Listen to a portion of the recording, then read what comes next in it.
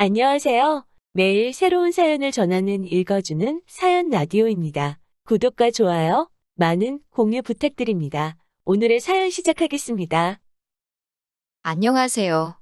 염치 없는 신우 때문에 속 터져서 화병 걸릴 뻔한 30대 주부입니다. 시조카드를 전화 남편이 낳아달라고 사정을 한 것도 아닌데 왜 이렇게 바라는 게 많은지 결국 신우 내외와 한바탕 했네요. 남편과는 봉사단체에서 만났습니다. 20대 초반에 만나서 한 1년을 연애했어요. 그러다 남편이 군대에 가고 저도 유학을 가면서 헤어졌습니다. 서로 싫어서 헤어진 게 아니라서 애틋한 마음도 있었지만 그때는 둘 다 어리기도 했고 솔직히 1년 연애하는 동안 같이 영화 보고 밥 먹는 수준의 데이트를 몇 번 한 게 전부였거든요. 그래서 울고불고 눈물로 지새우는 그런 건 없었어요. 그러다 남편과 다시 재회를 하게 된 건 8년이 흐른 뒤였습니다. 봉사단체에서 알게 된 이후로 꾸준히 연락을 하고 지내던 무리들이 있었는데 그 무리 중 한 명이 다시 다리를 놔주었어요.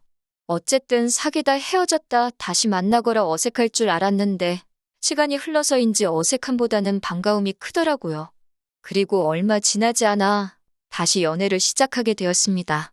그새 둘 다 대학도 졸업하고 안정적인 직장 생활도 하고 있었으니 전보다 더 진지하게 즐거운 관계를 이어갈 수 있었지요. 저희는 이후로 4년의 연애를 했고 결혼까지 약속하게 되었습니다.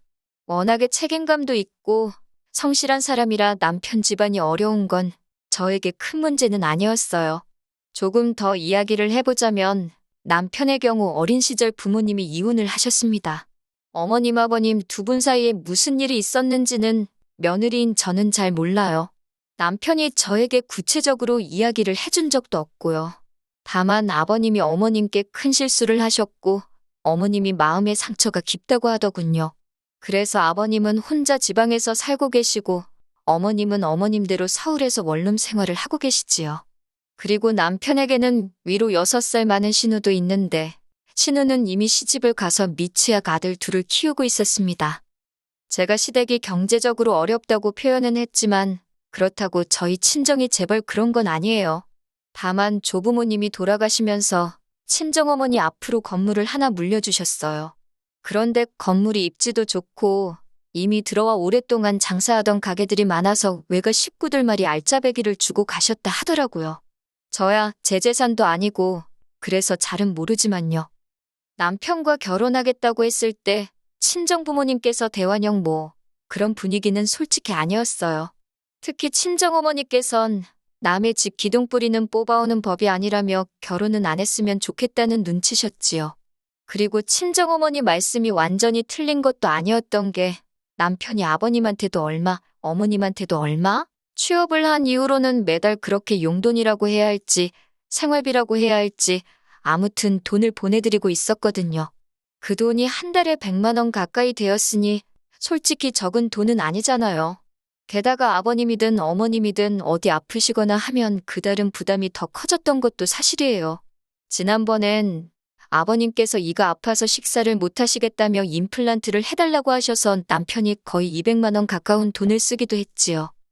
그래도 결국엔 결혼을 허락해 주셨는데 그건 남편이 저희 부모님께 확실히 약속을 드렸기 때문이에요. 일단 시집살이는 당연히 없고 제사 같은 것도 지내지 않으니 명절에 친정에 못 가고 그럴 일은 없을 거라고요.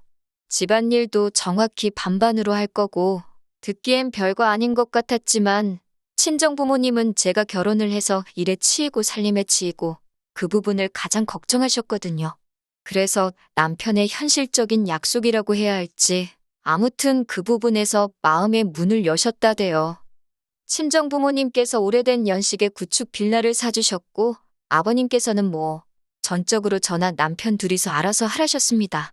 어머님께서는 미안하다 하시면서도 그래도 구색은 갖췄으면 하시는 눈치였는데 남편이 먼저 허례허식은 생략하기로 했다며 어머님 입을 막더라고요.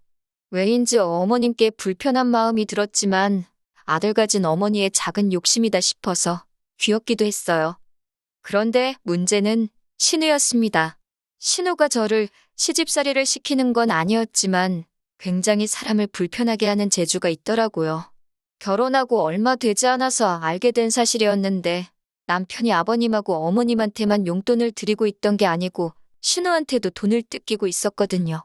솔직히 이해할 수가 없었어요. 신우도 돈 벌어오는 남편이 있는데 오빠도 아니고 한참 어린 동생한테 돈을 뜯어낸다는 게요. 오히려 누나들이 동생한테 하나라도 더 해주고 싶어 하는 게 정상 아닌가요? 저도 남동생이 있지만 동생한테 더 잘해주고 싶지 뭘 뺏어오고 싶은 생각은 단 한 번도 해본 적이 없거든요. 그리고 더 어이가 없었던 건 신우가 남편에게서 돈을 가져가는 방법이었습니다. 예를 들어 신우 애가 옷이 필요하다고 치면요. 저희 남편더러 조카한테 선물한다 생각하고 10만 원만 보내달라 합니다. 그런데 알고 보면 그 옷은 5만 원짜리예요.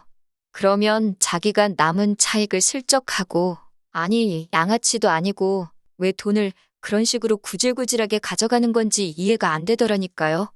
그리고 이런 일은 한 달에 많으면 거의 10번까지도 반복이 되었어요. 그나마 자기도 양심이 있는지 10만 원은 안 넘어갑니다. 푼돈 모아 부자가 되려는 건지 아니면 이것도 도벽의 일종인 건지 정신병인가 별의별 생각이 다 들더라니까요. 그래서 결국은 보다 못한 제가 신우한테 입금자명을 이게 마지막이에요 라고 적어서는 계좌로 10만 원을 보냈어요. 그랬더니 신우가 전화를 해서는 남편한테 따지는 것 같더라고요. 남편이 스피커폰으로 바꾼 줄도 모르고 네 마누라가 뭐라 하더냐면서 그걸 멍청하게 마누라한테 이야기를 했냐고. 하다못해 저한테 들켜서 동생이 곤란을 겪는 건지 물어봤으면 제가 그렇게 화는 안 났을 텐데 말이에요. 제가 신우더러 형님, 저도 다 듣고 있다고 형님 말씀대로 제가 남편한테 한 소리 했다 했습니다. 그리고는 저희 부부 결혼했으니 금전적인 것부터 시작해서 모든 걸 상의해서 결정해야 되지 않겠냐고. 그런데 이렇게 자꾸 뒤에서 남편한테 삥 뜯어가시면 곤란하다고도 덧붙였지요. 그러자 신우가 이것저것 다 떠나서 사랑하는 조카한테 돈도 쓰고 선물도 사주고 그럴 수 있는 거 아니냐입니다. 자기가 보니까 자기가 말을 안 하면 챙겨줄 생각이 없어 보여서 그게 얄미워서 자기가 일부러 더 해달라고 했다나요? 말 같지도 않아서 조카한테 선물을 해주던 안 해주던 용돈을 주던 안 주던 그건 저희가 원해야 하는 거고 형님이 대놓고 요구하시는 건 경우가 아니라고 딱 잘라버렸어요. 그러자 신우가 씩씩거리더니 전화를 뚝 끊어버리더군요. 남편에게 앞으로는 나 모르게 신우한테 절대로 돈 주지 말라 했습니다. 남편도 그제서야 미안하다면서 자기가 생각이 짧았다대요. 그래서 그냥 더 따지지 않고 넘어갔어요. 이게 결혼하고 1년이 채 되지 않았을 때 있었던 일입니다. 하지만 그 사건이 있고 얼마 지나지 않았을 때였습니다. 하루는 어머님께서 연락을 해왔는데 머리가 너무 아프다고 하시대요. 그래서 병원은 다녀오셨냐니까 병원도 가기 싫답니다. 가봤자 낫지도 않는다고요. 그런데도 계속 저와 남편에게 아침 저녁으로 전화를 하셔서는 끙끙 앓는 소리만 내시니 자식으로서 환장하겠더군요. 친정어머니께 말씀드리니 자식들 보고 싶어서 병나셨나 보다고 죽이라도 사서 얼굴 좀 비추고 오랍니다. 며느리니까 그 정도는 하는 게 맞다고 하시면서요. 솔직히 내키지는 않았지만 친정어머니까지 그리 말씀하시니 무조건 싫다 하기도 뭐해서 남편을 떠봤어요. 그랬더니 남편이 꽤나 반가워하고 고마워하는 눈치였달까요. 그래서 주말이 되자마자 남편과 함께 친정어머니가 알려주신 곳에서 죽 사가지고 바로 어머님 댁으로 향했네요. 어머님은 정말 무슨 옛날 TV에 나오는 사람들처럼 머리에 흰띠를 두르고 계셨어요. 머리가 아파서 못 살겠다 하시는데 병원은 곧 죽어도 안 간다 하시니 답답한 노릇이었지요. 그런데 그때 하시는 말씀이 이게 다 속병이 나서 그렇답니다. 그러면서 당신 아는 분이 아들 며느리 딸 사위 손자 다 데리고 제주도 여행을 갔다 왔는데 그렇게 좋았다고 자랑을 하시더래요. 그러면서 당신도 그렇게 여행 한번 가봤으면 소원이 없겠다 하시더군요. 그런데 저나 남편이 뭐라고 한마디 하기도 전에 당신 팔자에 그런 호강을 무슨 수로 누리겠냐며 이렇게 살아 뭐하냐고 그제서야 여행 가고 싶다는 말씀을 왜 이렇게 어렵게 하시나 싶더라고요. 그래서 어머님께 신우하고 이야기해보겠다 했어요. 신혼에도 가겠다 하면 다 같이 가자고요. 그랬더니 어머님 얼굴에 금세 화색이 돌더군요. 챙겨간 죽도 하나도 안 남기시고 싹싹 드셨고요. 신우하고 그런 일이 있었으니 제가 먼저 전화를 걸긴 싫었고 그래서 남편이 전화를 했어요. 신우가 한다는 말이 저희가 돈을 다 낸다고 하면 따라가 주겠다 하더래요. 남편더러 가지가지 하고 앉아있다고 그럼 어머님한테 그대로 말씀드리라 했습니다. 신우가 안 간다고 해서 못 가게 생겼다고요. 그랬더니 남편이 어머님 보고 와놓고도 그런 소리가 나오냐면서 신우 때문에 짜증난다고 하대요. 그래서 제가 신우한테 전화를 걸었어요. 마지막으로 한 번 더 묻는다고 갈 거냐고 안 갈 거냐고 그러자 이번엔 신우도 가겠다고 하더라고요. 대신 제주도는 비행기삭 때문에 부담스럽다고 가까운 강원도 정도로 가자길래 어머님하고 직접 이야기해보라 했네요. 그렇게 어머님과 신우네 가족 그리고 저희 부부가 함께 강원도 여행을 떠나게 되었습니다. 그런데 시작부터 신우가 짜증나게 하더라고요. 신우네는 미취학이긴 해도 애들이 둘이니 신우네 가족끼리 한 차로 움직이고 저희 차로 어머님을 모실 생각이었거든요. 그런데 할머니가 손주들을 얼마나 좋아하는지 아냐면서 저희 차로 자기 아들 둘을 다 태우려고 하는 거예요. 제가 사고라도 나면 무슨 원망을 들으려고 그러냐고 남편한테 차라리 어머님을 신우네 차로 모시라 했습니다. 그랬더니 신우가 한다는 말이 자기 남편이랑 오붓하게 단둘이 가고 싶대요. 저는 안 그렇겠어요? 신우가 뭐라 하건 저는 안 된다 했습니다. 그래서 원래 계획대로 어머님은 저희 차에 신우네 애들은 신우네 차에 탔는데 신우가 그 일로 도착해서도 한동안 입을 대빨 내밀고 있더라고요. 아니 자기 애들 자기 차에 태운 게 그렇게 삐질 일인가 싶어서 어이가 없었지요.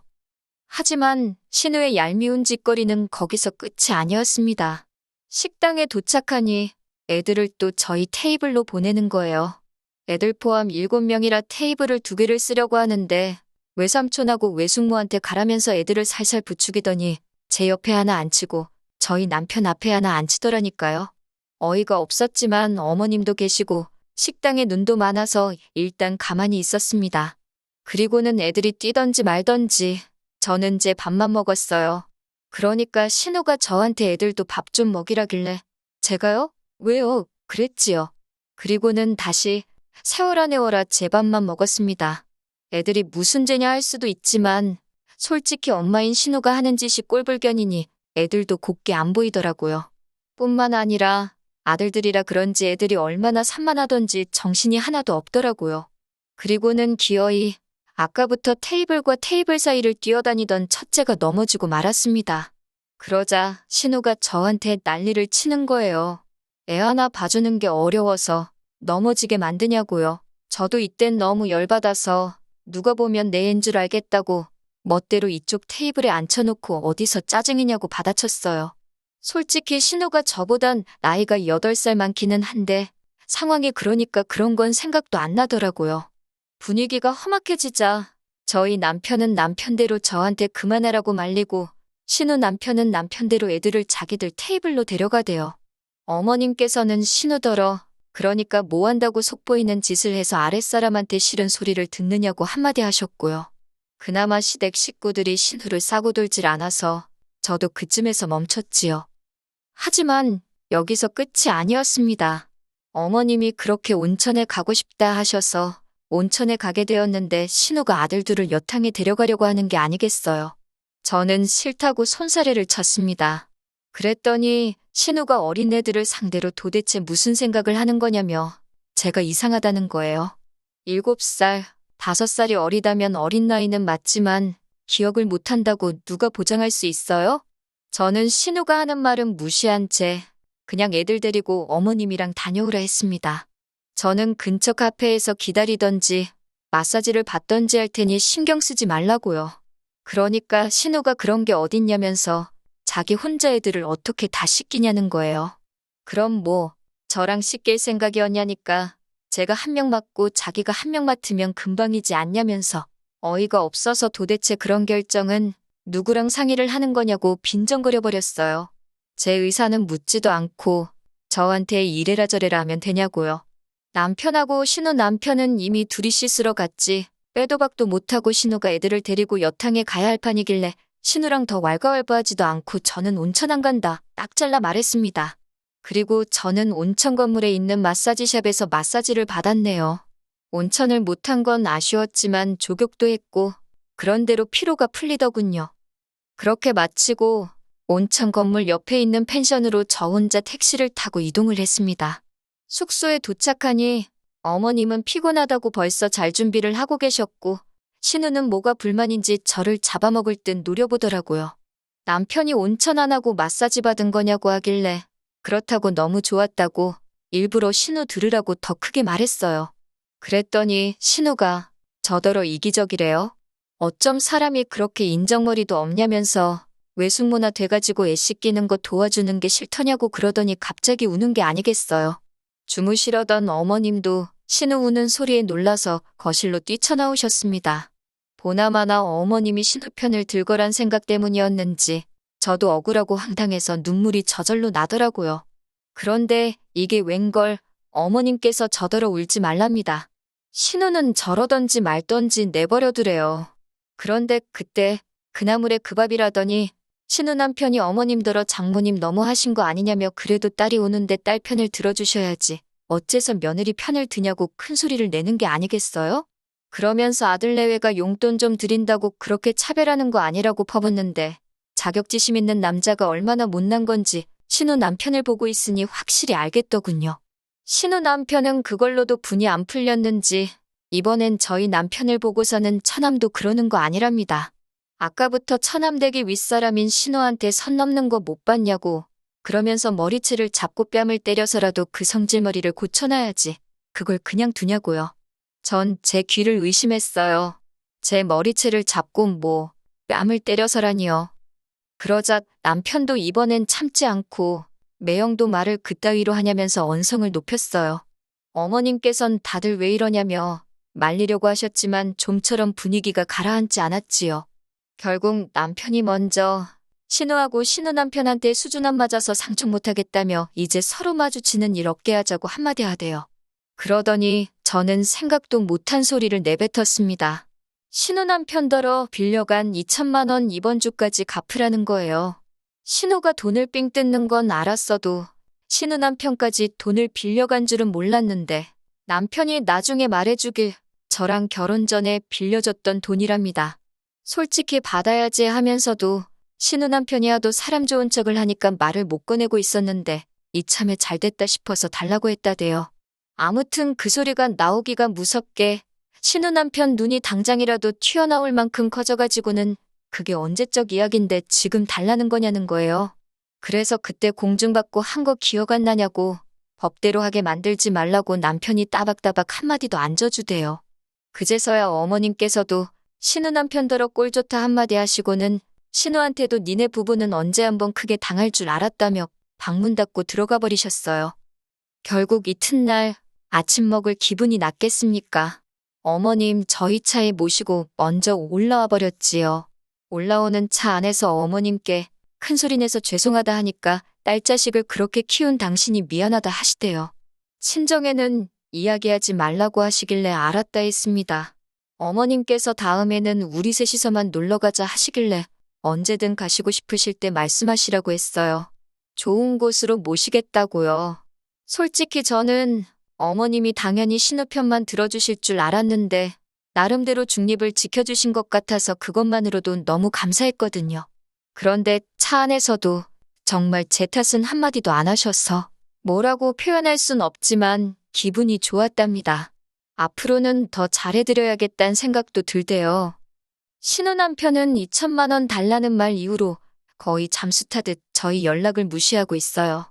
신우는 어쨌든 돈 가지고 그러는 건 치사한 거라면서 남편한테 하루는 울고불고 하루는 승질내고 그러고 있고요. 그런데 저희 남편, 신우 남편이 한막말로 악에 바친 상황이라 신우가 뭐라 하건 씨알도 안 먹히고 있지요. 아마 법대로 하지 않을까 싶어요. 솔직히 신우가 그렇게 개차반처럼 굴지 않았으면 저도 조카들도 예뻐하고 다 같이 놀러도 가고 누가 알아요? 제가 돈을 좀 더 써서라도 가족의 화목을 꿈꿨을지요. 제 입으로 말하긴 그렇지만 어떻게 보면 저는 이 집에 굴러들어온 복인데 그걸 신우가 발로 찬 거예요. 자업자득이지요 뭐. 신우 안 보고 살다가 상사병 걸려 죽었다는 사람은 들은 바가 없으니 앞으로도 이렇게 안 보고 살면 될 것 같네요. 긴 이야기 들어주셔서 감사합니다. 오늘의 사연은 여기까지입니다. 구독과 좋아요, 알람 설정해주시면 앞으로 더 좋은 사연으로 찾아오겠습니다. 감사합니다.